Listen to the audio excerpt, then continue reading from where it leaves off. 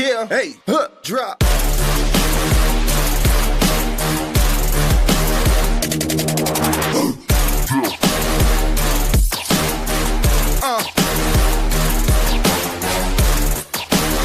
Prime Coverage Sports Network. Real coverage, real conversation. Good afternoon, ladies and gentlemen. My name is Sal Angioletti, a.k.a. known as Taker 2. And the name has been synonymous with all different wrestling aspects. I've had a show back in the day called Taker 2 Takes Over New Jersey. And I had fun. I interviewed Dangerous Danny Davis, Bruce Hart. And we're gonna go dig a little. And what I mean by that is I've been a WW, I can say WF, I don't know if I'll get sued, but that's when it was, WWF, back in the day, late 70s, when I lived in Brooklyn, and we were watching it on TV, and we had the old school, then now no new school, I guess. I remember Intercontinental Champions being Pat Patterson, Pedro Morales, the magnificent Don Morocco, The Rock, original Rock. House shows, as we dubbed them back in the day. December 26, 1983 will always be etched in my mind. It was the first house show I attended, and it was the night the Iron Sheik beat Bob Backlund for the title, and a month later we all know what happened. Hulkamania started in January of 84, and the WWE was off and running. I remember being at some of the Monday Night Wars at the Manhattan Center. Working security at MSG from 2002 to 2009, 10 around there. I worked WrestleMania 20, the 08 Rumble. I saw the very first Elimination Chamber. Was at the Survivor Series at the Garden. A monster cage created by Eric Bischoff. Probably one of the most dangerous now in the game besides Hell in a Cell. I remember seeing the Survivor Series, seeing Sid beat Shawn Michaels, and that was the night Taker came down dressed as a bat against Mankind. And the name Taker 2 came about when I used to go down to the Garden dressed as The Undertaker, and that's how I wound up on his Last Ride documentary. If you watch that, he talks about, I think it was part 3, after he talks about the Triple H, Shawn, and the Veneer. And then he talks about the fans of the Garden and how pure they are. And you see me on camera.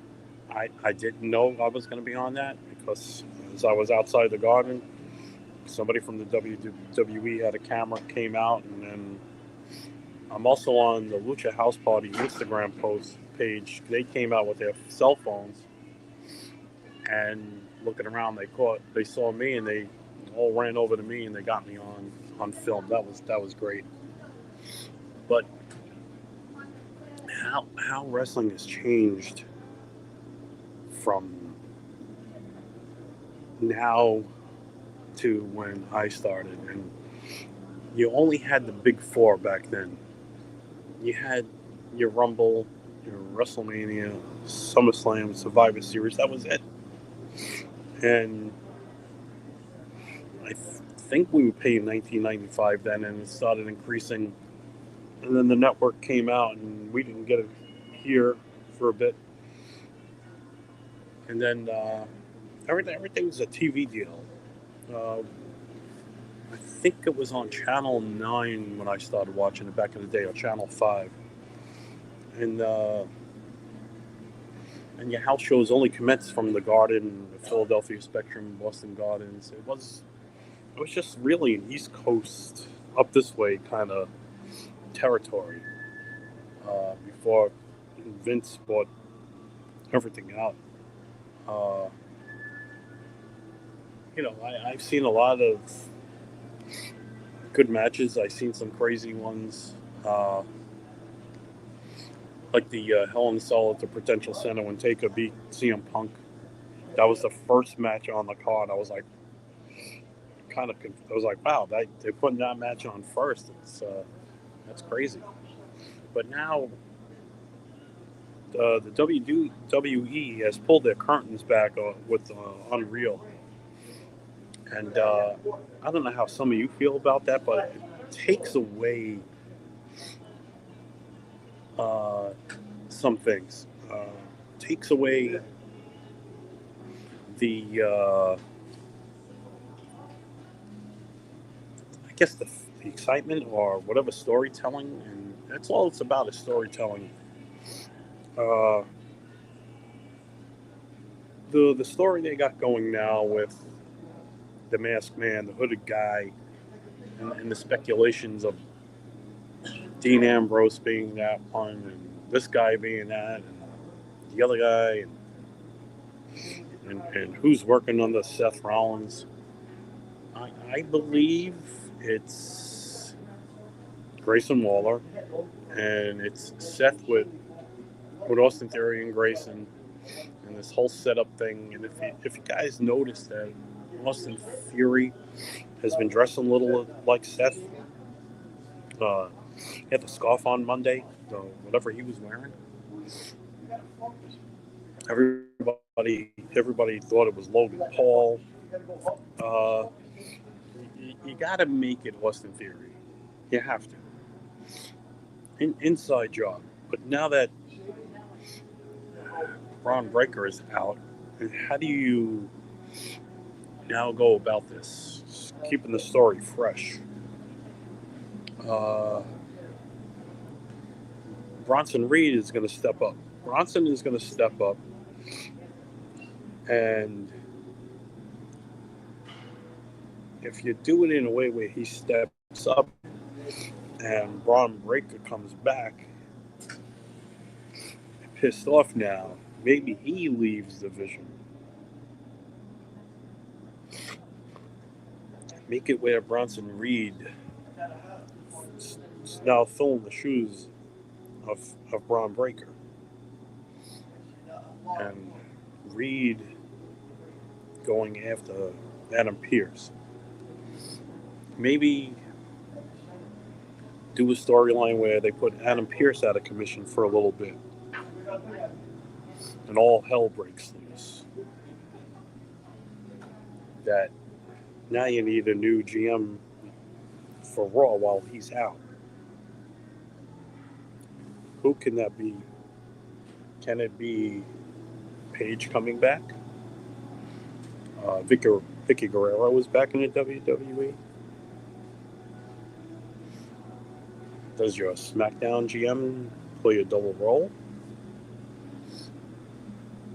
And speaking of which, with Randy Orton RKOing him, you thought for a minute that he might come back into the ring as well. So there's so many scenarios, so many wrestlers that haven't been on TV lately. What are they gearing up for? The Wyatt Six. You did this whole big thing with them, with destroying the backstage of Raw and Gorilla and putting all these people down. When Uncle Howdy came back, you don't want to ruin the legacy of Bray Wyatt. You got to continue to do something. And as a fan for over 40 years, we want to be intrigued. We want to turn on that TV every week and see what's going to happen next. Just like the Monday Night Wars, when we flipped the TV back and forth from WWE to WCW. WWE for a while then was already recorded. It wasn't live. So when we would flip back and forth, all right, Here comes the NWO segment. Let's see what's going on. Then you switch back, and we would do an hour of that and switch back to Raw to see what was going on. When Vince bought out WCW, there was no competition. It was dry for a bit in WWE. And then now you got AEW. I don't go on and compare or badmouth. It is what it is. And it's good. It's good for the business. It's good to have another company out there. And not just a pro company. If you have not caught any of these indie companies, folks, and I know a lot of people who run them, I know people in them. I was turned on to the indie scene, I think, back 16 years ago, back in 2010. I remember Drew McIntyre for a bit.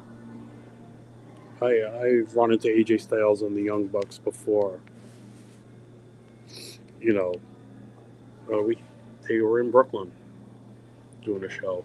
So being the old neighborhood, I went down, and you got a lot of great talent out there. And of course, Karrion Kross, Killer Kross. They were here for a bit, coming back. A lot of people come back to the WWE. In the business, you never say never. And how we know that is, look what they did with the NWO. Didn't stick true to form when those guys came back. Just like John Cena turning heel. I think it should have happened a while ago. Not to go into his retirement and do it. I think that should have happened a while back.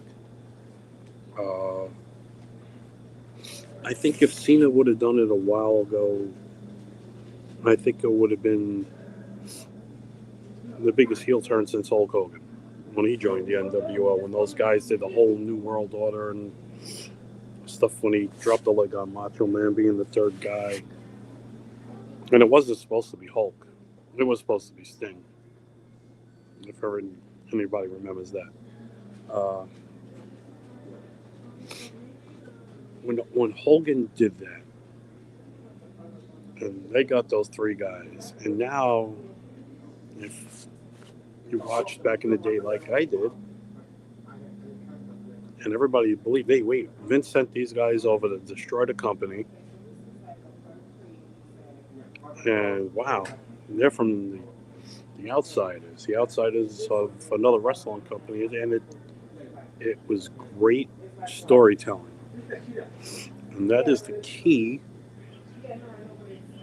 to what we're seeing. Now, if a lot of you folks remember how championship matches used to work, everybody used to get a rematch. It's not like that no more. What happened to, okay, you get the one match, you lose or win. The guy's coming back for, okay, let's put it in this retrospect. Let's say now Finn Balor lost to Punk. They got one. Here comes two. He's coming back at him again. Do you put the belt on Finn, who really hasn't had a title match since his unfortunate injury and had to relinquish it? And then, all right, here comes number two. Now, we used to get more than that. You had your first match. The second match was, let's say it's Rumble, the first one. The second one would be the next pay-per-view. Okay. No DQ. Say no DQ match. And then you had your stipulation of, okay, what do you guys want to do next? Another rematch at Hell in a Cell. So nobody gets that rematch clause anymore. Nobody gets that second shot. Like Cody and Roman story. All right, your second one was WrestleMania a year later, and you finished your story. Okay, but audience intrigued. Okay, Finn, you're going after Punk again. Now what? Who interferes? Does Finn now leave the Judgment Day, which I believe that's going to be soon gone? I see Liv leaving as well. I see her and Raquel starting a feud. I think Liv is going to win the title, and Raquel's going to go after her. You need to build that up. Dom is probably the best heel going right now. I love what they're doing with him. He's come a long way, and you know, so that's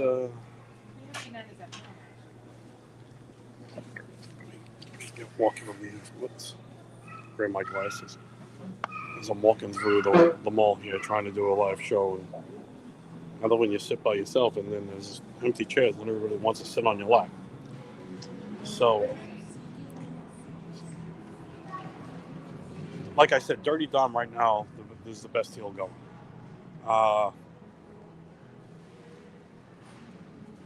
So like I was saying, the rematches, nobody gets those rematches like back in the day where you see the guys going after each other like 3 different times. I think they need to bring a lot of stuff back. And as fans now, we're taking shots at Paul Levesque making terrible matches, and why this, why that. Let's think about this now, folks. It's gotten to the point where TKO has bought UFC and WWE, and I believe it's not just him. I believe it's you got to hear it from them. It's come down to this. It's come down to that. Let me tell you something. It was the best thing when Paul took over the company. He's all about wrestling, but sometimes is it unwatchable?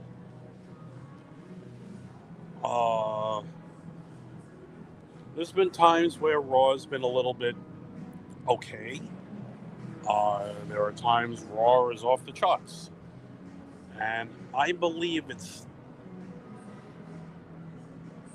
put it this way, I believe it's the audience too. And a lot of people who've watched Raw emanate from MSG. And the New York fans are very passionate. Some of the pay-per-views, the crowd's not into it. I don't know what I'm hearing or listening to, but it's a bit different. You could agree to disagree. We all have opinions, and I believe that from when I watched it until now, things change. That's part of life. Everything in life changes. Everything morphs into something different. That's what every company, any like mall here where I'm at, any mall changes. Stores, people, employees. I did security in some of the most famous stadiums and arenas throughout New York and New Jersey. I worked at MetLife, MSG, Eagles and Phillies. I worked Raw 30 in Philly. You see me jump off my chair when Austin Theory was getting slapped by, I can't think of his name now. It's been a while since I've even seen him. Bobby Lashley, when he was chopping him against the rail, you see me jump off my chair because Bobby Lashley hit that boy so hard, it was real. I heard the pop off his chest, and I just jumped off my seat, thinking Austin Theory was going to actually fall into my lap that night. But like I said, business has changed, and watching the WWE for so long, and everything that I've seen, of course things are going to change. We're going to see wrestlers come and go. Wrestlers are going to retire. Wrestlers are going to get injured, and unfortunately lose a career. This is their livelihood. This is their job. This is where they take care of their family. This is where they put the food on the table, and it stinks, or I could say sucks, but it does suck that these guys are barely home, and it's almost, they travel almost as much, or if not as much, as MLB ball players when you're traveling, with the team, and you don't get to see your family much, and that's why their only break is actually in December when they limit the house shows, and like we were a little disappointed that we didn't get the annual December 26th Garden house show because John Cena's retirement at the Garden was in November, so they didn't want to, I guess, do it again. Who knows? But they return on March 30th at MSG, which I'm hoping to attend. But we're used to the characters. You'll never get another one like The Undertaker. Bray Wyatt would have been on the unfortunate passing of Bray. He would have been the next Undertaker himself. He would have been that guy, and that'll be a character never duplicated. Would be the Undertaker. You have guys now who are up there in age, in their mid to late 40s, who are still going. Look at Randy Orton. How much has Randy got left? You got to put the belt on him before he goes. Do we continue the story of Drew and Cody? Well, Cody heel turn is coming soon. That I feel.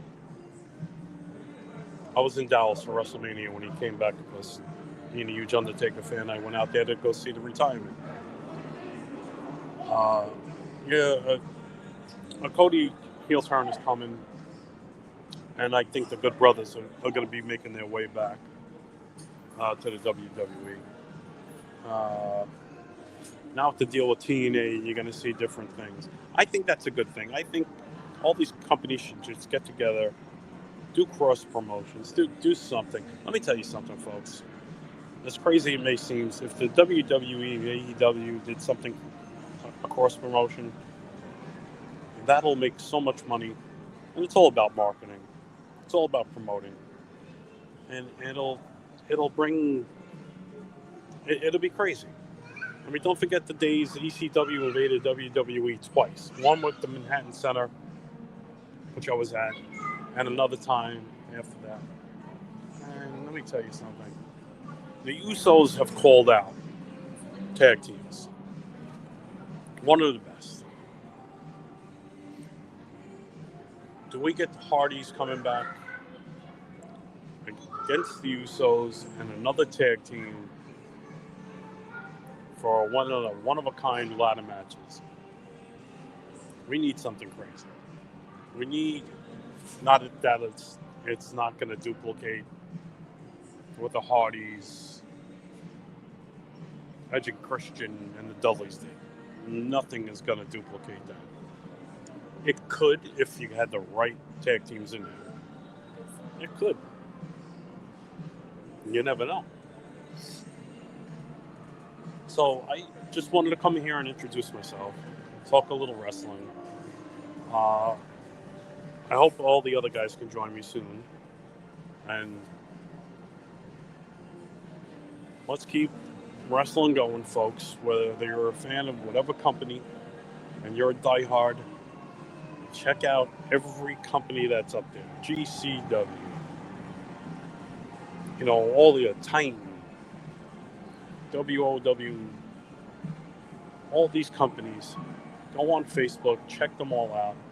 They're always in your neighborhood here in New York or wherever you live. If you like GCW, follow those guys, man. That is great. I don't attend a lot of stuff. I haven't been to a wrestling show since I've been working security on them. And it's good that we get old school fans with new school fans reminisce and talk about what we've seen and who do you like and all that other stuff. So, folks, I hope to catch you again. And let's keep wrestling alive. And next time we're on, please, folks, join us. Comment. And we'll talk more wrestling and who your favorite wrestlers are and your matches and what are you looking forward to in the coming months. WrestleMania in Vegas again. Vegas. Do you like the fact that WWE goes overseas for these pay-per-views or premium live events, whatever they call them now? So, folks, thank you for tuning in. I really appreciate it. I know I went all over the place talking because it's a little hard to do something with all these people here, but I just wanted to get it out there. Thank you for tuning in if you did. Be well. Have a blessed day. It is now almost 2:40 in the p.m. and we'll catch you soon. This is Sal Angioletti, a.k.a. Taker 2, and I'll catch you all soon.